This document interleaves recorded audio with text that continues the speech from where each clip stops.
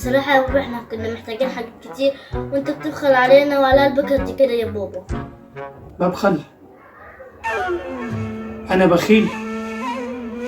انا يمكن ما بحبش التبذير شويه، قارس عليكم حبتين، حارمكم من شويه رفاهيات ملهاش اي 30 لازمه خالص.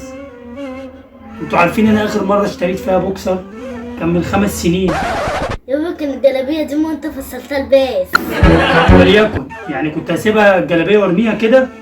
لازم استفاد منها. وانا بعمل كل ده ليه؟ ما هو عشانكم.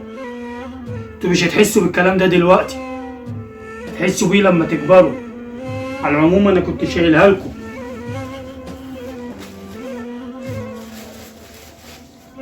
خدوا يكش تشبعوا. دي لحمة؟ لا دي فراخ. لحمة. فراخ يا بنت. لا دي لحمة. هو انتوا مش عارفين دي ايه؟ ايه؟ ده ورك فرخه بحاله، شايله لكم من اخر عزومه. هو احنا عزمنا حد قبل كده يا بابا؟ لا ده احنا اللي كنا معزومين. ده انا شايله لكم تحت المرتبه بقاله اكتر من شهر. مرتبة؟ مرتبة؟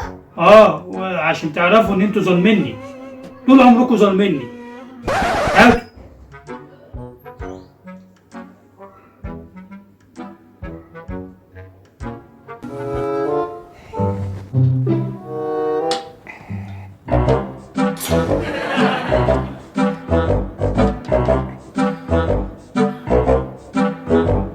بتبقى جميلة على الجبنة، فراخ بالجبنة. خدي نصيبك يا هنا، ودي نصيبك يا حنين. مالك بتعمل نفسك كده يا بابا يعني؟ صحيح انت خدتي نصيبك في العيش من الاسبوع اللي فات. جدع يا بنتي يا هنا.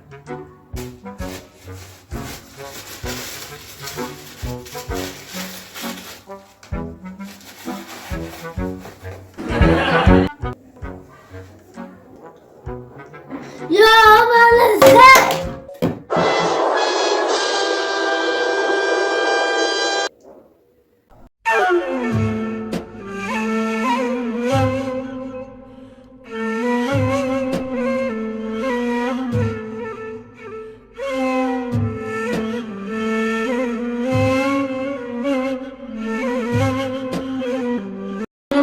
الحمد لله ما اتكسرش. وحياة امك يا هنا ولا فراخ ولا جبنة.